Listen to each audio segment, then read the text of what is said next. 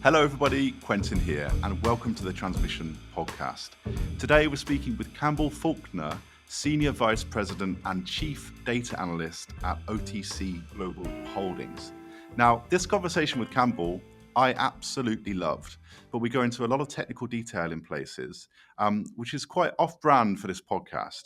And at times there were a lot of acronyms and technical detail about commodities and trading commodities. Now, I'm not a commodities expert, and if you're listening to this and you felt like it's difficult to keep up, then I also struggled to keep up with it too, because there was just so much that we talked about. That said, it was a wicked conversation. Campbell really knows his stuff. It's fascinating hearing what OTC Global Holdings do in the market. And it comes in waves. So we've got an hour-long conversation, and we were deciding in the edit just now whether we were going to leave it all in or whether we would cut bits out because it got too technical. And we decided to leave it all in. So if you get to a bit in this podcast and you're not really sure what's going on, then just skip a bit. But for many of you, I think you're going to really, really enjoy this one. As ever, make sure you hit the subscribe button, and we will see you soon. Here's Campbell.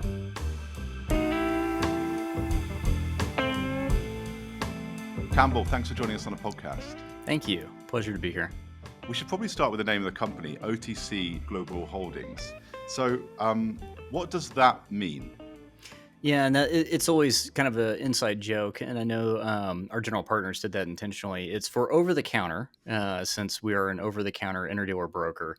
And kind of, we started off as a number of interdealers. We kind of agglomerated, and that's really what it is. We're an over-the-counter interdealer broker, which, like I said, I know is a bit on the nose, but it's really who we are. Particularly as a hidden industry, particularly as part of the financial services industry, we are rather hidden. So, yeah, again, there's us and a few others, and that's precisely why we did it that way. And I know that's kind of a cheeky answer instead of, we have some, long storied history.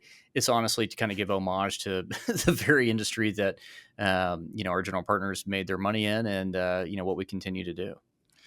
And you talk about it being a hidden industry. So for our listeners, this is the first time that we've had someone on to talk about being an independent broker or an interdealer broker. And you're right. You guys perform a function that most of the world doesn't even know exists. So what does it mean to be a hidden industry, and what exactly do you do there?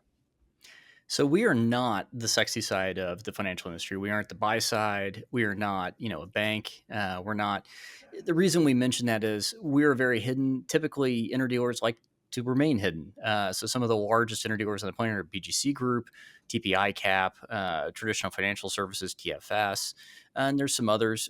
And these are very, very large, important intermediaries in the industry. And to be blunt, kind of outside of direct financials or, strange people like me who like to invest in it, to get access to my own industry, no one knows who the heck we are. And that's largely because we operate over the counter. So we're facilitating transactions that are entirely off venue. If they're traded, I put that in air quotes, largely because we're doing trades off venue, negotiate off venue. Some people's recollection of this has to do with dark pools and equities.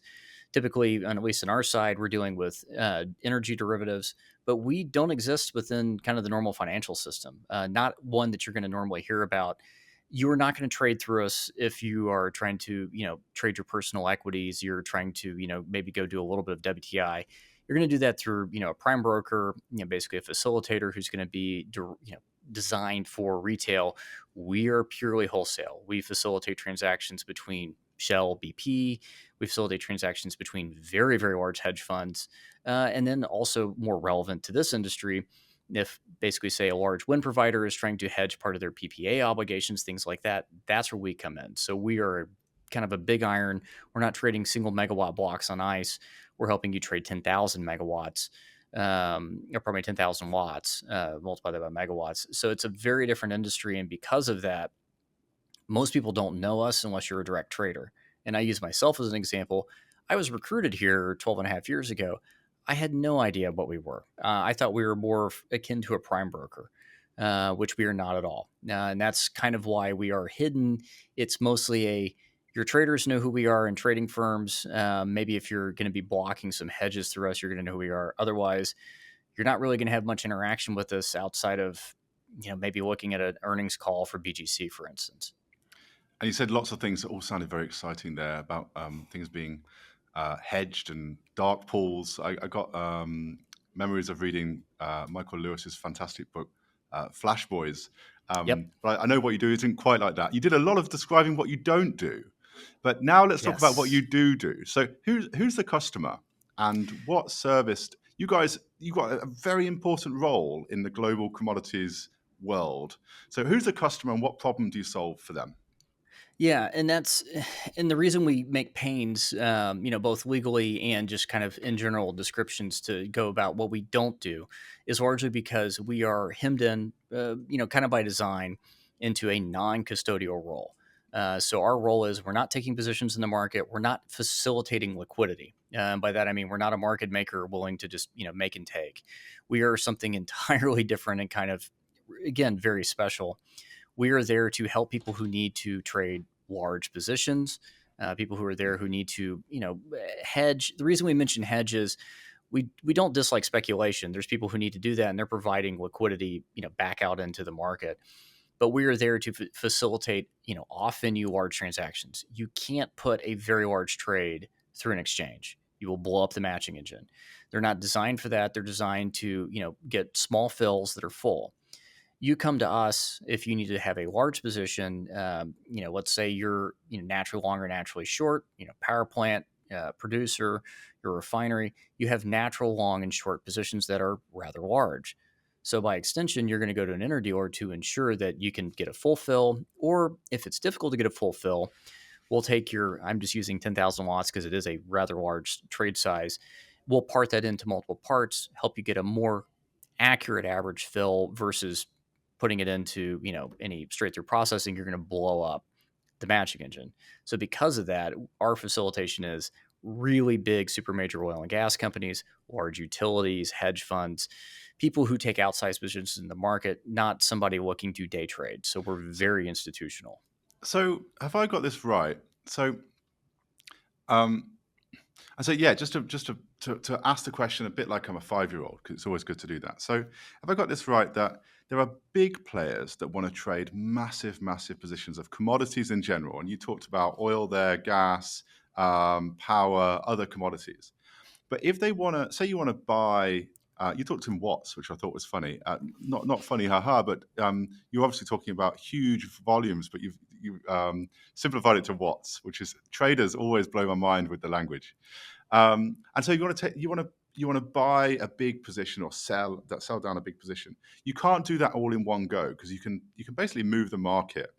And so Yes. you guys are an intermediary, an interdealer between the BP or the Shell or the Exxon, for example, and the market, and that matching that bid and offer algorithm, or the matching algorithm as you call it, to maybe over a certain amount of time or a certain amount of blocks to spread that trade so you don't move the market or you don't signal anything, or there's probably loads of reasons why you do that. Is that correct? Yes, and the polite way to say it is you come to us because you can't basically go through an exchange. You're too Even big, back too big for an too exchange. big, and even back when the floor existed, there was always off venue transactions. They were many years ago 2 steps off the floor, but those were not actually put into the pit. And that's kind of where the voice broker business started, and then it's kind of migrated that way. When you say But the the pit, we're talking the about the actual trading pits, actual yeah, physical people, often dressed in really funny colors, which is correct. great, running around shaking pieces of paper at each other and doing crazy hand signals back in the day. Yes.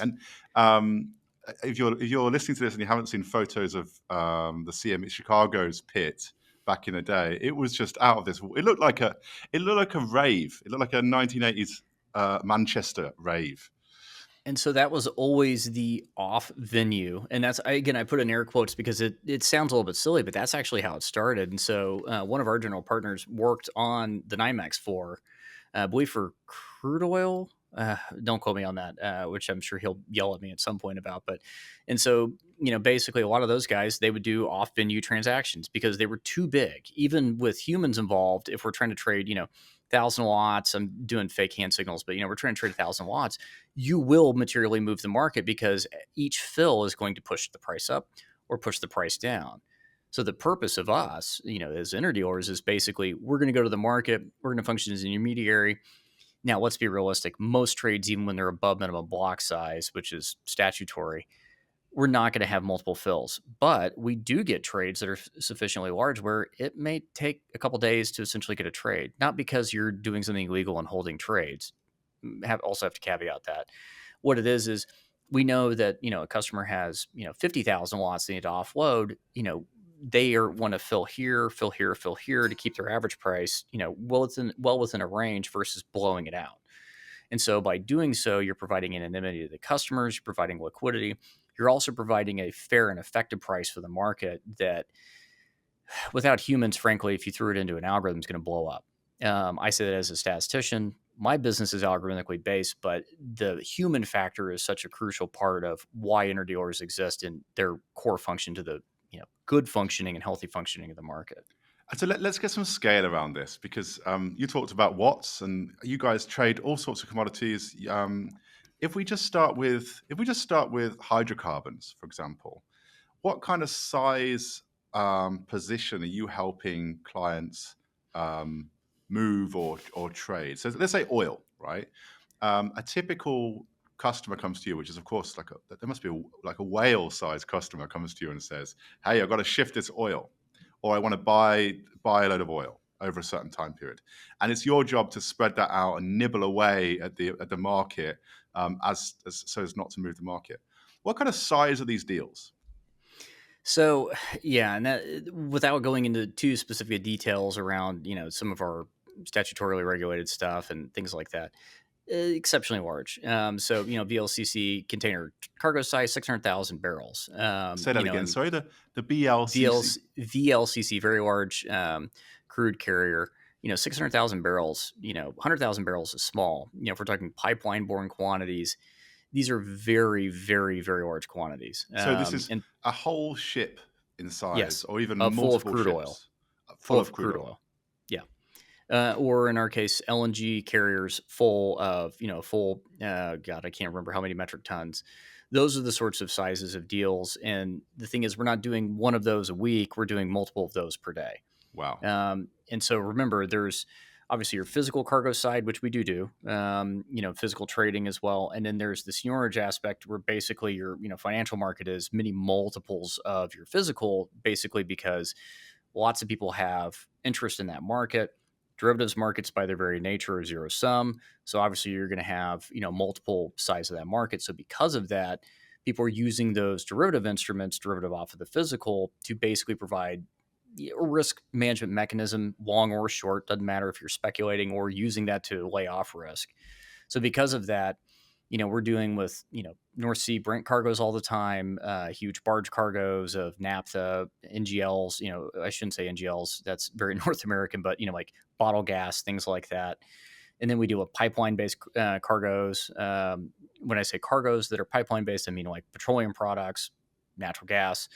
So because of that, terawatt hours per year of power, we're dealing with, I don't even want to think about the notional size in billions.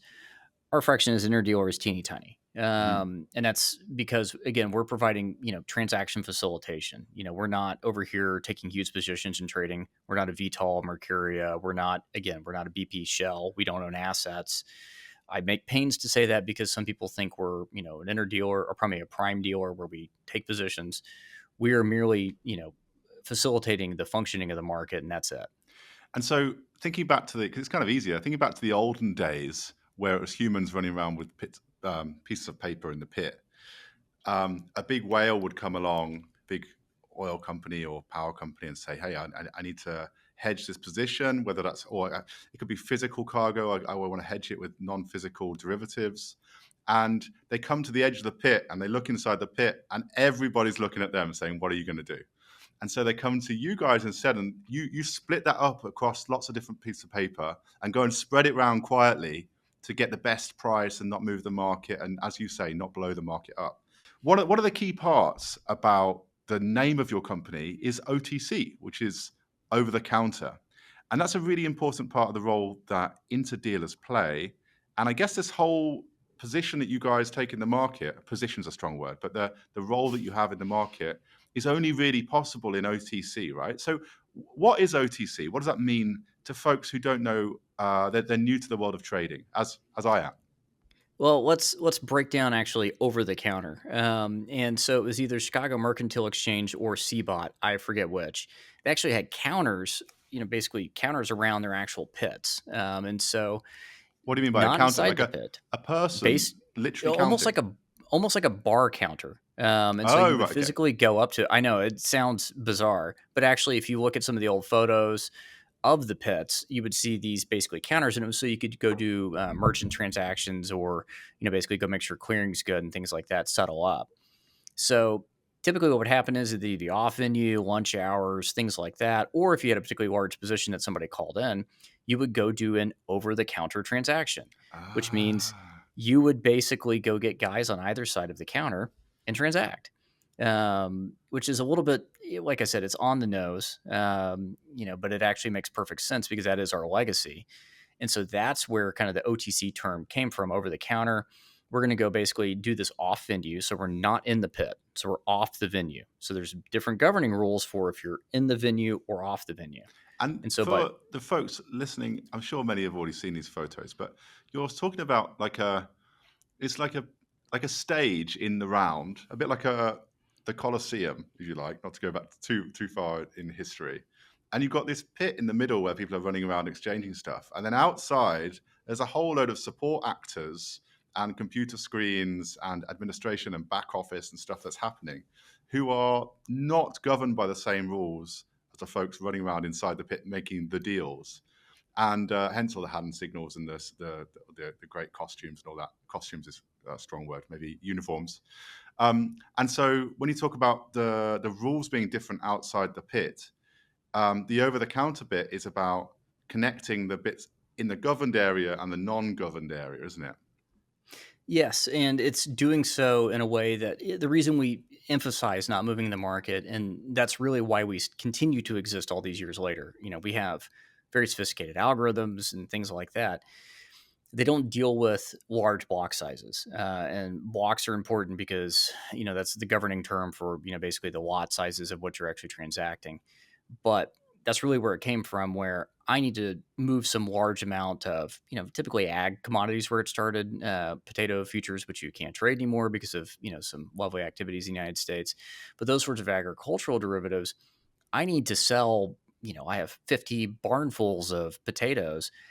I can't do that on the floor. We're typically doing small transaction sizes. We're trying to facilitate those.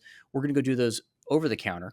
So I'm going to go get a representative. I'm going to talk and be like, okay, I need to go back to the floor and maybe sell this in 5, 10, 15 different shots to move that entire transaction. Here's each fill. Instead of moving the transaction price this wide, we move it that small because we're actually trying to part it and we're not showing our hands.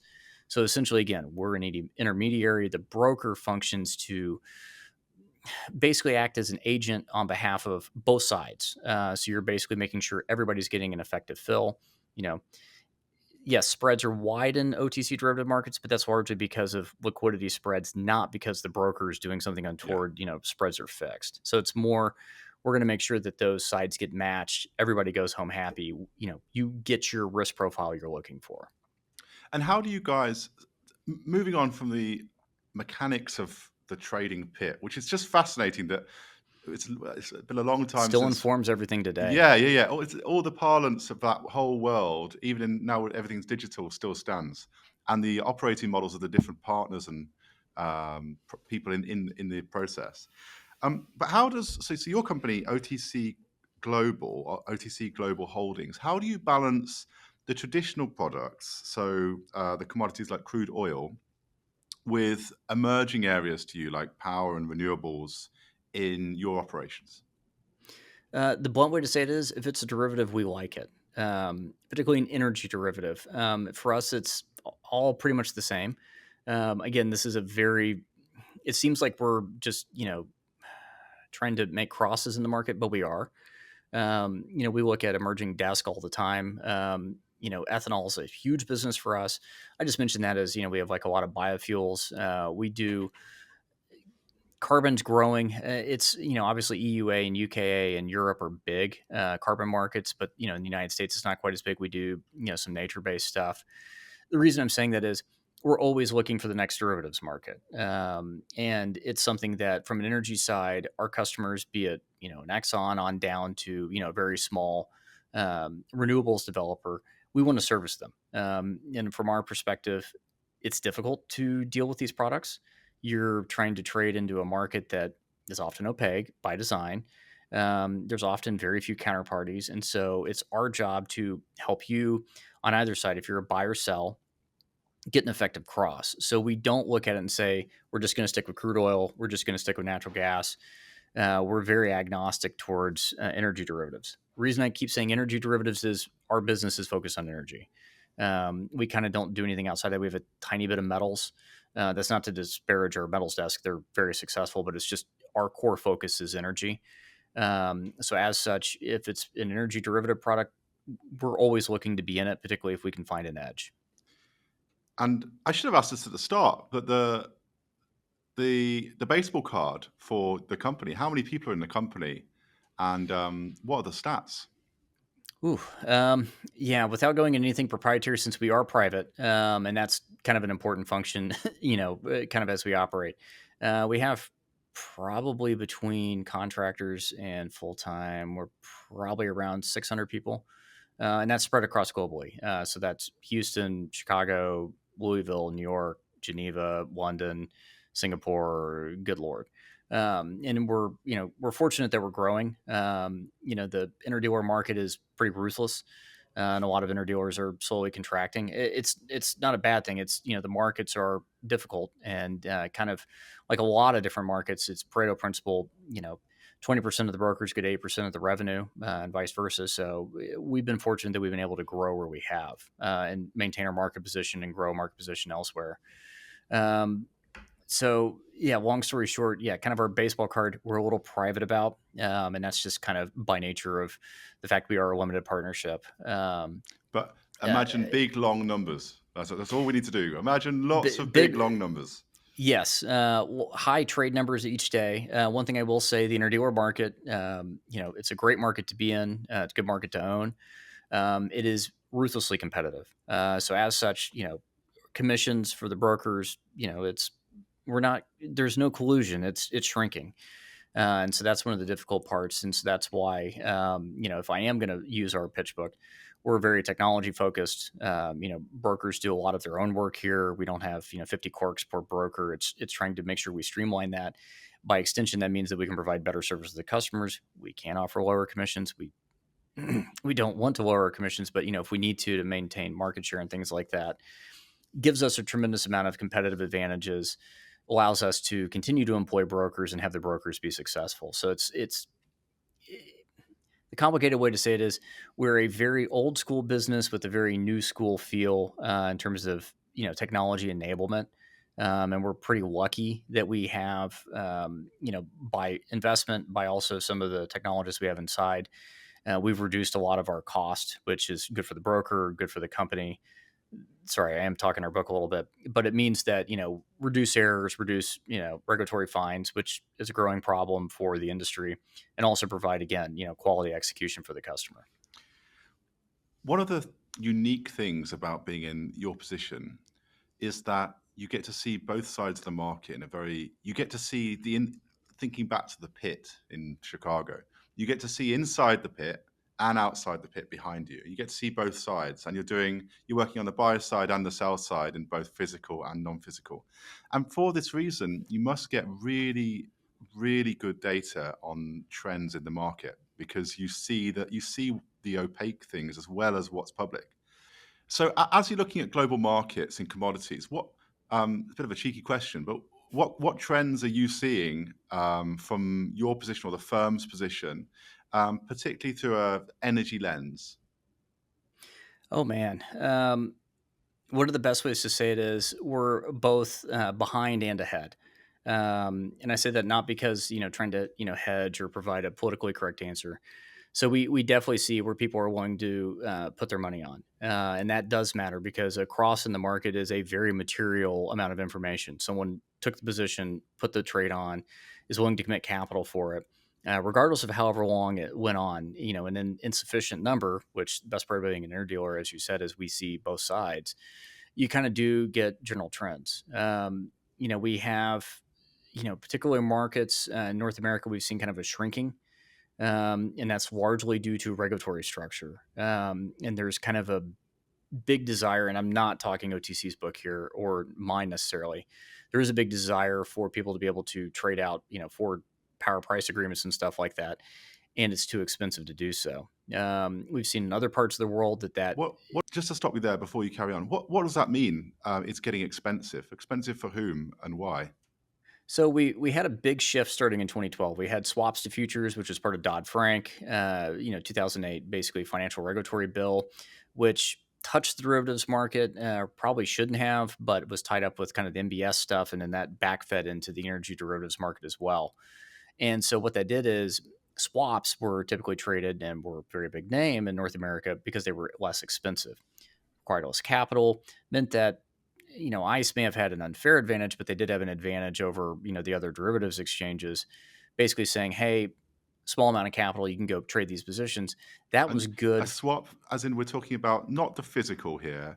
We're talking about so no physical. Is it? There's no. Exchange of cash flows. Yeah. So there's So even though nothing's it actually looked like moving. so even though it looked like a future, and that's the from a derivatives modeling standpoint, I'm gonna really out myself. Everything can be modeled as a swap, even options. You just have swaps with timings. It's your multiple legs, things like that's going to net out. But since everything could be modeled as a swap, we can create a futurized product that's not a future, that it functions as a future that's a swap. So prior to that If you're I know, if you're listening to this, well not done legal for advice. sticking. This is, well, firstly, not legal advice. Secondly, if you're running to a whiteboard to draw this out, there's lots of arrows moving around. Well done for sticking at it. It's going to get simpler in a minute, but we'll Yeah. carry on. So, carry on. No, so Dodd-Frank effectively closed that. So in fall of 2012, basically swaps were futurized. You could have had SEFs, swap execution facilities, which do exist in other markets, fixed income, FX. But in the energy space, it's effectively dead. Everything got futurized. Everybody kind of said, okay, yeah, we understand these instruments. But what that did is, because of span margins and everything else, we'll set aside nodal exchange and EEX because they have a slightly different model. But span margin and everything else on futurized products is expensive. Your maintenance margin could be a lot, so that provides a huge hurdle for a lot of people in the market. So why am I saying this? Well, we've had notional open interest expand since that time. The total between, and obviously these numbers are not concrete. The Just to total. clarify for our audience, so open interest means people with buy or sell orders, right? Correct. It just means standing open, so Yeah, not closed, unfilled. positions in the market that are still active. Yeah. And the reason that's such an important volumetric measure is it basically shows a willingness to enter into a zero sum market, because derivatives markets are zero sum. Equities are not, fixed income are not, most other markets are not, but within derivative space, those are in fact zero sum. And I have to caveat that because people will try to take me to the woodshed over it. But there's lots So of the point is there's lots of money on the sidelines that wants to transact, but just isn't because the price or the products aren't going where they need them to. sure, and so the one point I'll make is, while we've had notional OI go up, which is notional just the outstanding, we have actually had overall trading volume come down, and that's what I can say as an interdealer, sitting in an interdealer broker, and that's largely because it's just so darn expensive. And so because of that, it makes it more expensive if you're trying to hedge certain things in the market. The old joke used to be, if you had $50,000 and a computer, you were a hedge fund. That's because, basically the barrier, I know it's a horrible joke, but the barrier to entry used to be sufficiently low that you could go start trading on ICE and call it good. Once all that got futurized, that means that it's much more difficult if you are a small time developer to hedge out, PPA, hedge out, something you're doing for building out a facility, things like that. So that's actually screwed up some of the capital formation tools that actually allow you to ensure cash flow. So what's happened is we had we had the boom years in the 2008 financial crisis, and then both sides of the pond, we had different regulations. We had Dodd-Frank in the US, and I can't remember the one in Europe and UK about essentially Oh, there's the Basel series that are Basel, all credit tied up. cover, Yeah. and all that kind of stuff. Yeah, it's But what you're complicated. saying is, I think I understand, is then the regulator stepped in and said, we got to sort out this system because we had the financial crisis. But what that's ended up doing is making it much more expensive to transact, and that's reduced liquidity and reduced trading volumes. So we had the financial crisis almost over 15 years 15 ago. plus years ago. But Yeah. since then, the reaction has actually reduced liquidity and reduced the amount of money flowing in the sector. Well, yes, and it's done that, and that kind of got papered over with, basically low interest rates. And that's really one of the things we've seen as interest rates have, pulled back the curtain a little bit. There's really kind of that big yawning gap of, oh shoot, we can't lend anymore because we don't have basically a zero, interest rate, or effectively zero interest rate that, we're borrowing at, as a lending institution. And that's really where we've seen from our side, and obviously without outing anyone, our private equity partners are much more concerned about who they're actually going to do project financing for. 5 years ago was kind of whatever we're going to throw it at it, we can find a way to make it work. So because of that, we've kind of hit that inflection point where you're trying to make sure that you can maintain cash flow using derivatives as a tool to do so. A lot of folks are like, well, shoot, it's too darn expensive. We don't have zero interest rates. It's really kind of crimping a lot of development. It's one of those strange things where I sound like I'm talking, our pure interdealer book because I want volume. I'm actually not. I'm saying this more as kind of working with our product development and finance folks and other parts of our business. And they're really struggling because they're like, look, I want to do this deal, but it's too darn expensive for us to go basically hedge this out and use, a very vibrant derivatives market. But the problem is there's not enough folks like us transacting in it. So when we go actually trying to, post our, collateral and everything else, go get an FCM, the FCM's like, the heck you guys doing over here? You're not really trading. It's like, well, no, we're not. We're trying to make sure we hedge this. Then they go to a credit sleeve and get, scalped essentially because the credit sleeve's wearing that and then trying to make their margin on 'em. There's nothing wrong with the credit sleeves. They're providing the service, but all that's done is basically have kind of a knock-on effect of, the industry. And so you're asking, well, we see these plants getting developed and now we're no longer seeing these plants getting developed. It's kind of that double-edged sword, interest rates plus basically cost of capital if you're going to trade. And coming back to the question about trends and what you guys see, if you had to look at the North American market and European market and say, this is a broad market, but say the Asian market, what are how are they comparing against each other? Are there markets that are growing in liquidity and growing in significance globally? Is there a move of liquidity from, and I'm putting words in your mouth here, but is there a move in liquidity from Europe to the US because of the shale oil revolution? Or is there, because of so much demand growth in Asia, is that now having a big impact? What are you guys seeing on the macro side?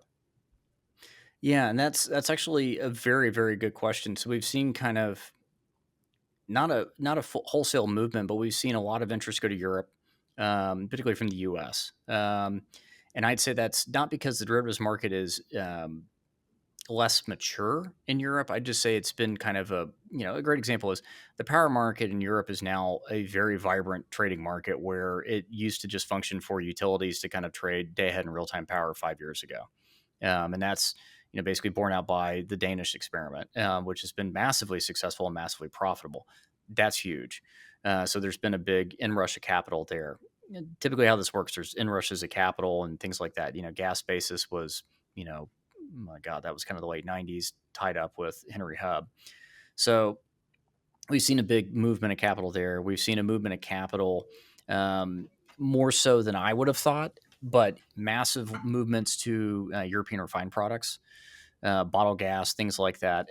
It's just largely because of kind of the importance of the continent. Additional, fuel for that fire. I know a bit of a bad statement, but it was because of the Russia-Ukraine war, and then we had basically the large, boost in energy prices that just kind of put a focus on European energy.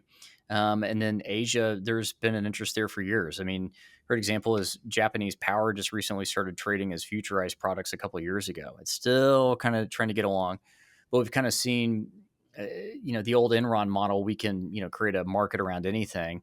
so to speak. And that's kind of been, I know it's a horrible example, but it is true. We've seen kind of this Well, it continuation of worked until it markets. didn't. Works until it didn't. But in a lot of these cases, there are places where these markets are not sufficiently developed. The U.S. domestic, power markets, particularly if we're talking about futures, is insane. It's very complex, large amounts of them, competitive venues. We're starting to see that Europe really went from, I'm not going to say a backwater of like gas and power trading. It's always been very important, but it was much more constrained to the utilities. And now we've seen a large amount of interest. So it's not that it's growing away from North America. It's just that it's in a different phase of its development. And so there's always interest in like South America and places like that. A lot of it's got to deal with working with government agencies, to be totally blunt. And, is it permissive or not? EU is rather permissive. UK is permissive. Certain parts of Asia are permissive. Those aspects will help grow those markets. Crude oil's always been international, particularly cargo borne. So those are growing.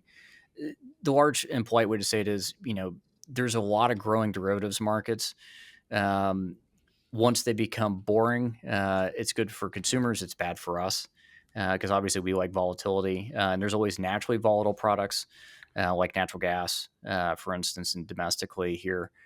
But I'm not trying to give a non-answer. It's one of those where, without showing our cards, yeah, there's a lot of investment. There's a lot of continued movement. Where you're not going to see, in my opinion, huge growth is like Abu Dhabi and like the Merban contracts and stuff like that. And that's largely because you're a single seller.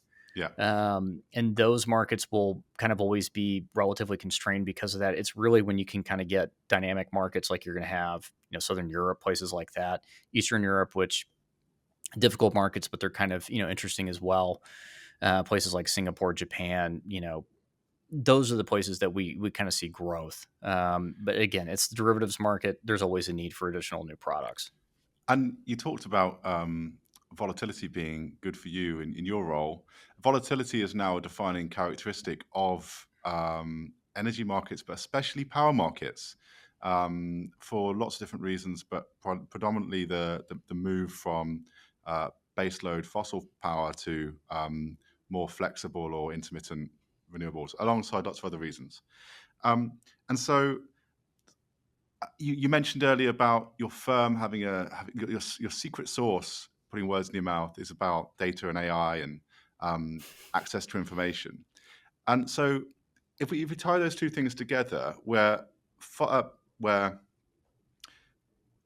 volatility is now a defining characteristic of power markets, and you guys spend a lot of time in the data, what are you guys? What's your firm doing from a data perspective to get a handle on the volatility in power markets?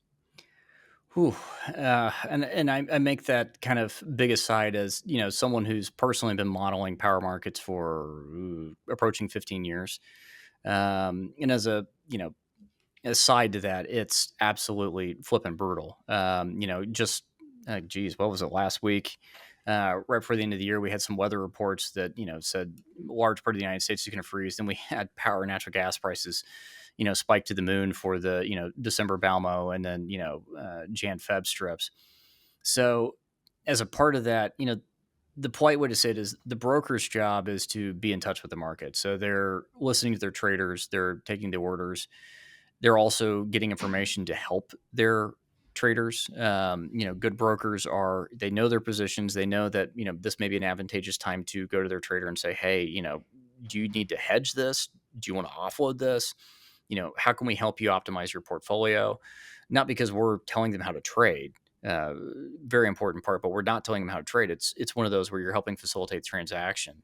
So as a part of that, our guys are probably more in the weeds than even I am about a lot of markets, trying to make sure that they understand, the weather, what's changing. They're looking at 0Z, 12Z, trying to figure out how can they help their customers. And as part of that, from my data analytics side, we're very different from the other interdealers. We're not just taking broker data and then saying this is what the market is. Far from it. The brokers know their aspect of the market. A broker typically maintains 4 or 5 different individual, we're going to say, curves. Those are kind of their markets. But a great example is in North American Power, there's like 900 different curves that are actively traded. So even if we have the largest power desk in the industry, it's a teeny tiny proportion. How do you mark all of that? And as a function of that, we provide the analytics back to the brokers so that they can say, we have an off quoted, PJM, market location. We need to know where it is, but we don't just want to, try to go poll 50 different people, because one, you're going to show your, market position to other people in the market. And so that kind of negates the purpose of the interdealer. So by being able to, warehouse a lot of that analytics in house, they can then go to their customers and intelligently say, hey, this is where, our internal analytics is seeing it. We have a bid ask about this wide, we should be able to transact within that. Not always, because you may have somebody saying, no, I will not sell unless we move it up here, move it down here, and it's going to actually be that much wider. But that gives them the ability to actually mark and cover those. And that's really where we do it. It's not so much AI. So we do use AI models, ordinary least square, generalized ordinary least squares, things like that, some autoregressive models, stuff like that are classified as AI. We're not using, XG boost and a lot of, other things like that. And the reason I make those pains is, as a practitioner of statistics, it's much more rooted in, we need to provide something that's predictable. Broker understands it. We understand it. We understand how it's priced. And that's really the value we provide back to the market. We're not trying to beat the market. Neither the broker nor the data analytics side. What we're trying to do is we're trying to provide something that is a fair value. And the fair value assessment is the most important thing. You need something that's reasonable. You can go negotiate, because again, these are off venue. And so, that's the broker's job is, you're, 35 bid 40, this guy wants to pay 32. How do we, get it closer to 35, or we may have to move it down to 34. And that's, the natural function of the market. And it's a good thing because it allows for often venue negotiation with intelligence versus, we're going to say 30 bid at 45 and then no one's going to transact. And that's not good if you're trying to lay off risk. And so, Campbell, I need to ask you about, I wouldn't be doing my job if I didn't ask you about energy storage. So, so what role do you see energy storage playing in power markets? It's obviously a small part, a tiny part of the market compared to some of the mind-blowing numbers that you're talking about. But in an industry that's growing really, really quickly, and looking at how storage is used in other markets, such as traditional commodities or anything really, power is the last bastion where finally we have a storage solution. And so, what do you think that's going to do to these markets? It's weird. So we're fortunate to work with directly on my side a number of energy storage units, energy storage companies, traditionally around battery storage. No one's going to like me saying this. It's essentially just pump storage with a different type of medium. You're pumping How electrons dare instead you, of Campbell? water. How Yeah, I dare you? know. Right, we've had enough. We're going to switch off now. Yeah. But functionally, it is the same, and that's part of the optimization problem. That's part of the development problem, and I know that's part of the trading problem that a lot of these firms face. Is, it's like you have a call option. You're naturally long, but you have a discharge. You have, basically structuring that. How do you actually time it? It's a very, very complex problem, particularly given the current technology and design parameters. Typically 3-hour duration or less, oftentimes 60 minutes or less. Effectively pricing that's hard. Effectively dispatching that's incredibly difficult. So because of that, I look at it from the standpoint of, I think there's a tremendous amount of opportunity there. Right now, I'm going to just pick on ERCOT since I happen to live there. Right now, it's basically a rent-seeking activity where you can kind of bid into ancillary services. When I say rent-seeking, that's the economic term. I'm not, criticizing the battery developers. They should be bidding in there. It's exactly what you should be doing. Maximize for your shareholders. Maximize your ability to bid. So because of that, how do we deal with that in the future? How do we deal with that from a derivative space? It's complicated. We've seen ICE list products, nodal list products to help deal with that. Your charge discharge cycles, your solar incident curves, which coincide kind of with battery charge, charge curve levels, stuff like that. But as a consequence of that, we've started seeing fun things like in, CAISO, where now off peak is often greater than peak in certain months, not just like in day ahead and real time months. Those sorts of changes really sway kind of the pricing dynamic and things like that. They also make investment decisions exceptionally difficult. Because the reality right now is, we'll just, again, use ERCOT before real-time co-optimization. You kind of have a nice rent. And if I'm going to build my new storage, particularly long duration storage, based off of a rentier assumption off of ancillary services, that may not be the case in January of next year. And because of that, does that mean that we're going to then have generation problems or generation shortfalls as we continue to have load growth? And this is where, people get paid way more than I do. You have to kind of have the vision, the insight, and frankly, the balls to say, no, we have a view as to how we compete in an energy market, how we can actually model these, and how we can actually operate these assets correctly. Well, I guess ERCOT's a special case, isn't it? Because the pace ERCOT's of, a special case, but ERCOT's just a load leading growth, case. It is, yes, yeah. It's a leading case. But if you buy into the, which a lot of the world doesn't, it feels like a lot of the world hasn't woken up to this yet, but I 100% believe into this narrative, the electrification narrative and what that means for global load growth. Then, yeah, ERCOT is the canary in the coal mine for this. Correct. But yeah, at the moment, it feels like an edge case. Because load growth is so aggressive. I mean, even when, even when power systems were first designed, and they were never designed in, they didn't really grow from scratch to a design like they are right now. No. But the kind of growth, adding 10 gigs in a year or two, is just bonkers. And so no one's really known how to handle this stuff. And then yet, in the year 2024, or 2025, where we are now, you have more red tape than ever. So you have this competing issue of more bureaucracy and more treacle to walk through, and then the fastest load growth in absolute terms than really the world's ever seen. And tricky old scenario. Hey, let me let's switch to some predictions. So if you from what you guys see in the market, if you had to predict, what do you think is the and you can have a couple here, but what would you say is the biggest transformational shift in the global commodity markets? What's the big picture thing that you guys in your strategy meetings are really talking about? What's the big trend? And this is the hard part, because to be blunt, we've been wrong so many times. I could personally state that with prognostication, predicting stuff.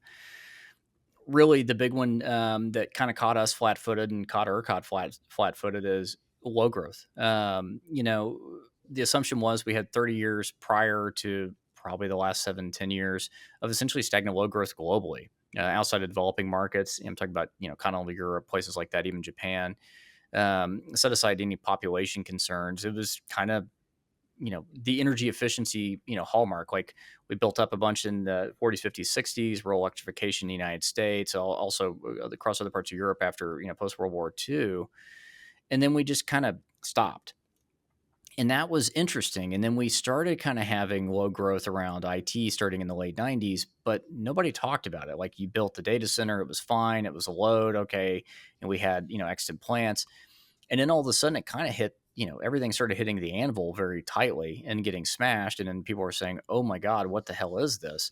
And that's really been the big thing. So, not just because I like electricity and that's a big part of my portfolio, the explosive growth of electrical consumption is unbelievable. You can attribute that to a number of things: EVs, heat pumps, God only knows what else. And the current one is, AI and IT.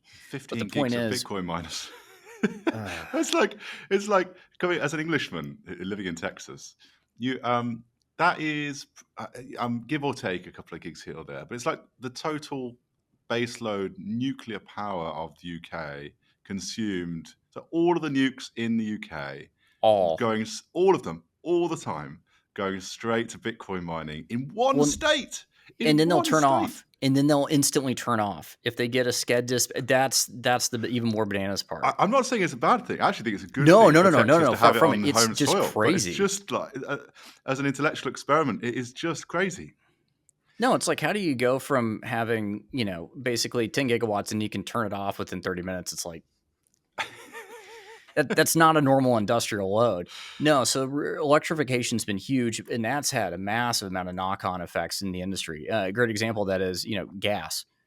Holy cow, the spark matters more than ever, particularly in North America. It matters in the UK. It matters a ton of places because at the end of the day, still driving the marginal, price is spark.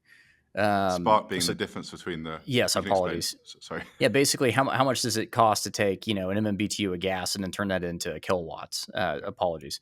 So That's the the spark spread. spread, yeah. So the spark spread really does matter. Dark spread, which I would have said a couple of years ago was still going to matter. Coal's really been effectively pruned because it's bad dark spread versus spark. So that's been a big shift. Kind of one of the other ones for us is basically the decline of Brent. And everyone's saying, "Oh my God, Brent's a huge benchmark." They had to include domestic grades from the United States in Brent. That's interesting. We've kind of had the North Sea decline. That is going to change markets pretty dramatically, particularly if ICE and Platts, by extension, are not able to be defensive of that benchmark. What then becomes the global waterborne benchmark? Sure as hell isn't going to be WTI, given Platts fighting around it, This is but a whole stuff like podcast that. in itself. But I mean, for listeners, Oh yeah, so the oil you buy in different, not to condescend. If I'm condescending you as a listener, I'm very sorry, but trying to keep everyone up here. The quality and specification of the oil that you buy in different places around the world to different benchmarks is different, and that blows my mind in itself. You'd think that a barrel of oil is a barrel of oil is a barrel of oil, and it's not. And as production moves from legacy production facilities in Europe and other places to predominantly fracking in the US, you end up seeing a lot more volume in a different place measured in a different way. yeah, and that's one of those. Speaking about our crude oil, book specifically, that's drastically changed. Our customer base, what people want. A great example is most sophisticated, refineries run on heavy crude because it was cheap and available. Well, now predominantly you have light crude. This is why we export crude from the United States now, which is just unfathomable even 10 years ago. That's the sort of stuff that does change trading. It does change consumption behavior.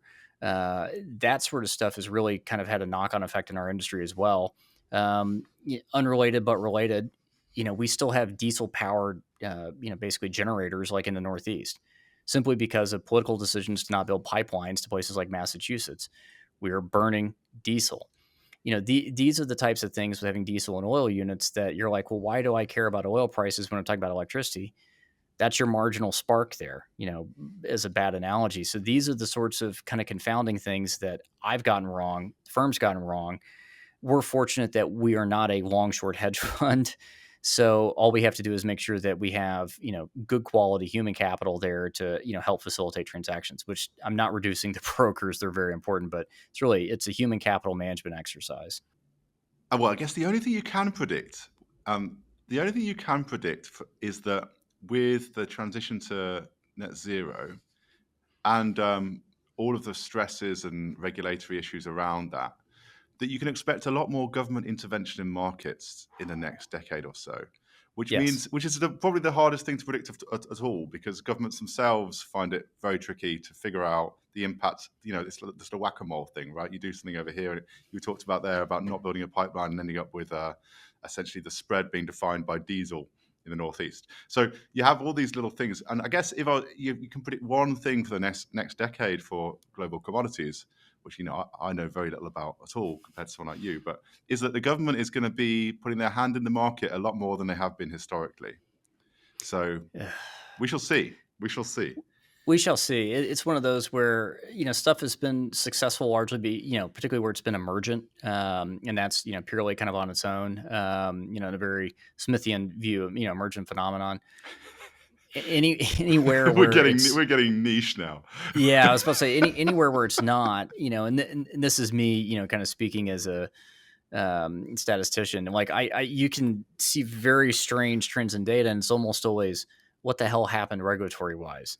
It may not be. It could just be something like pipeline blew up, but it's always something very shock, and you're like, okay, we can point to that. Those are existential and those are tough. Particularly if you're trying to make investment decisions, you're trying to do build.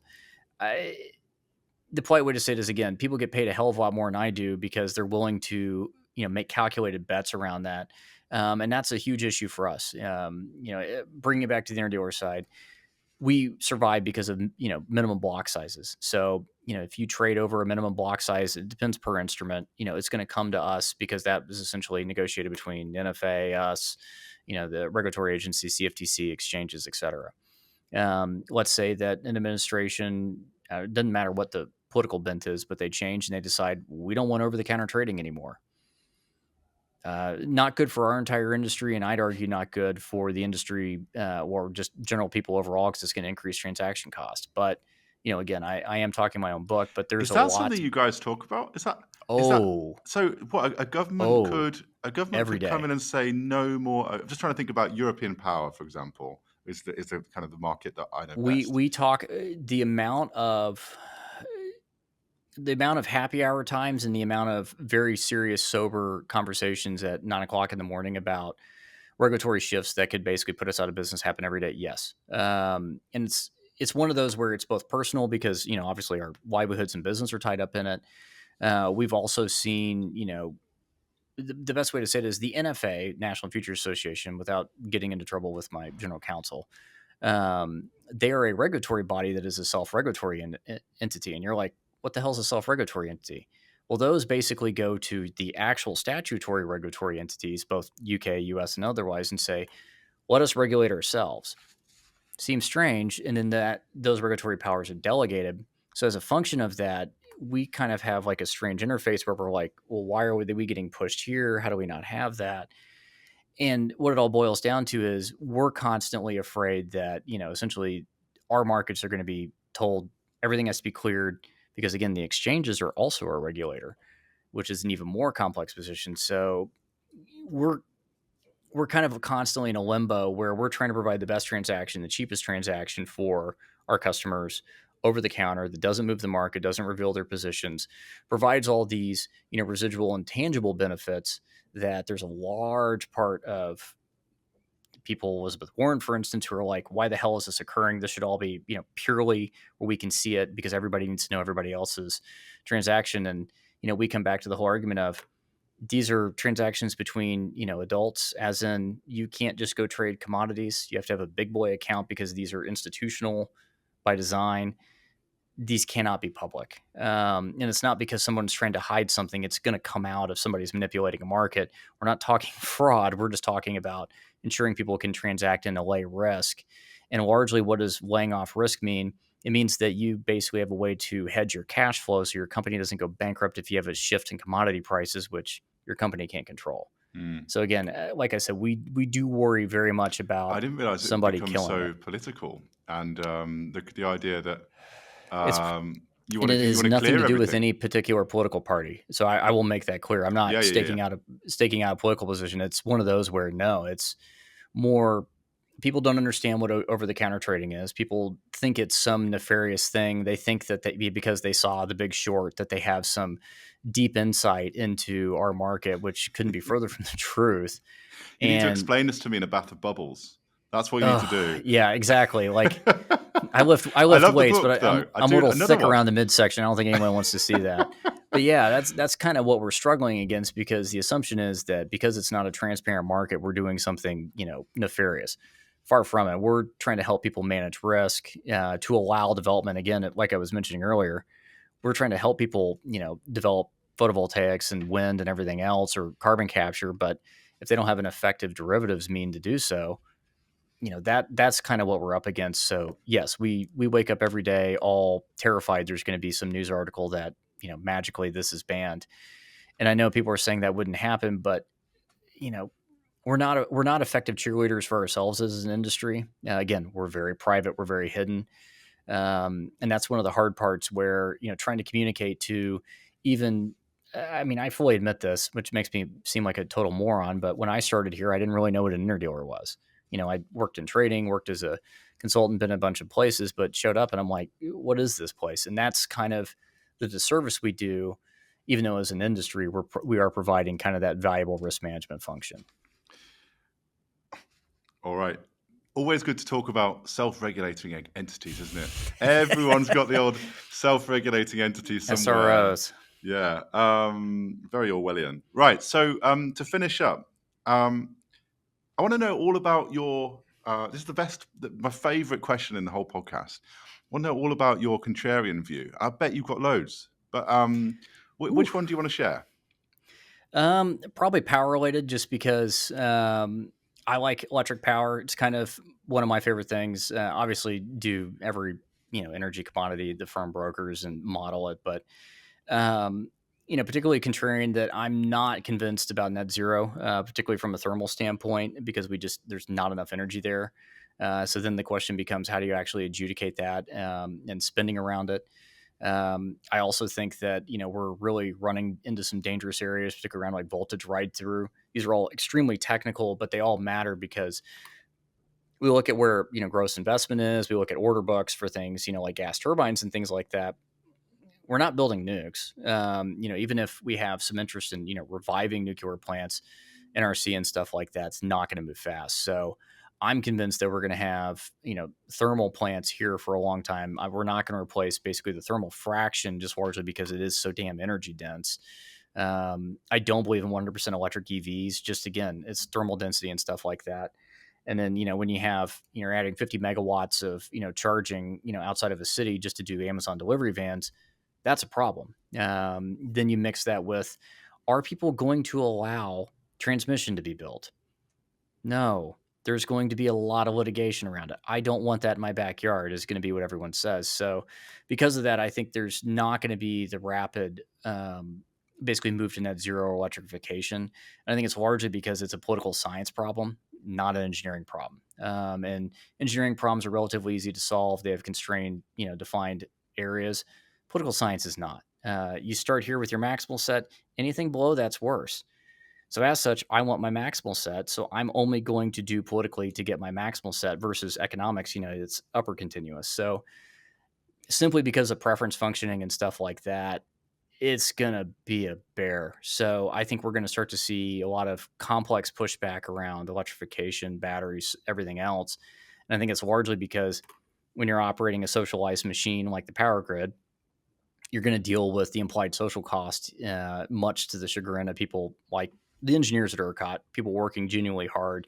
Everywhere else, Europe, you're getting pushback because it's, again, fundamentally a political science problem that is not solved. Even when you've mapped it down, relatively simplistically, these are complex, and people just, again, they don't want transmission in their backyard.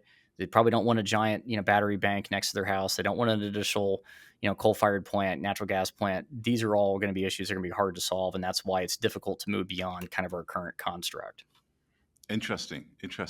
I know So, it's very contrarian, especially for the industry. especially for our listeners, I would say, well, there is some truth in what you've said there, right? I do disagree with a lot of it, but there is certainly some truth in that we've got a big challenge in convincing people that this is the right thing to do, and that getting stuff Correct. built is more challenging than a lot of the low-hanging fruit has already been taken, right? The spaces where people are happy to have transmission lines, there's already transmission lines.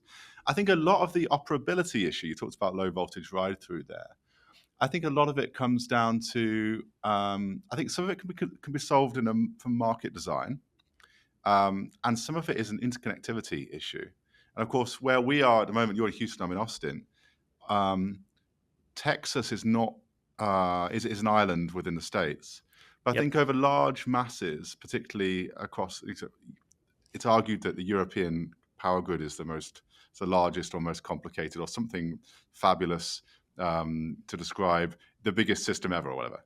And I guess over large enough distances, renewables penetration can be managed with interconnectivity and market design. But I agree with you. We've got a big hearts and minds problem, and we've got a massive cost problem. I'm talking about dollars, euros, dollars, pounds, cost problem, which has been totally underestimated. And the people who will end up paying for it hasn't really been worked out who that's going to be yet. And so, yes, we do have a huge societal problem. But I'm hopeful. I'm extremely hopeful, and I really do hope we can get off gas. As much as I love gas turbines, and I watched in awe, being the geek that I am, a YouTube video about Siemens' order book over Christmas, and the amount of orders they are taking for turbines right now. If you want to buy a Siemens gas plant, you've got to wait 3 or 4 years right now. Anyway, that was what I did on my Christmas holidays, and there's nothing wrong with that. It's one of those where, like I said, I know I'm being contrarian. It's more, I'm pessimistic because of the political science aspect. I'm not staking out a political position or anything else. I'm just saying, I've gotten phone calls from, people I know who are like, how do I prevent, a transmission line from being, uprated and, raised in my backyard in the hill country? There's a sufficient number of people who are cranky about that adds an issue. And then as you bring up the affordability issue is, nobody, at least in Houston, likes the TDU pass through, which is basically our distribution cost for how much the power bill costs. Particularly this time of year when they're like, why am I paying $150 to CenterPoint when I'm only using, $50 worth of electricity? Trying to explain that and manage that is a difficult issue. And again, it's a political science problem. So again, I'm not pessimistic about technology or anything else. I'm pessimistic about you're trying to explain this to people, and most people just want to have the power work and come home after work and watch Netflix. And those are very difficult things when you're watching, things about turbine engineering, and I'm reading release documents from the TRE and ERCOT. So this is kind of a little bit of a different audience versus your normal folks, which is fine. All right. Well, I've got to say that was an absolutely fascinating discussion. For anybody who we went really technical on a few things there. I'm sure some of the listeners, there were some bits where people were like, can you just get on with it? But I'm really glad. No, don't say sorry. I'm really glad we're stuck at it. And there'll be the odd listener out there who's thinking, oh, I really enjoyed that. So if you're that listener, thank you for sticking with us. You really know your stuff. Your place in the market as an interdealer broker is fascinating, and how it links back to the old ways of trading commodities and power and all sorts of things in Chicago and elsewhere. So I want to say a massive thank you for taking the time to speak to us. I absolutely loved that conversation, and it was fascinating. Thank you very much. Thank you. I really appreciate it.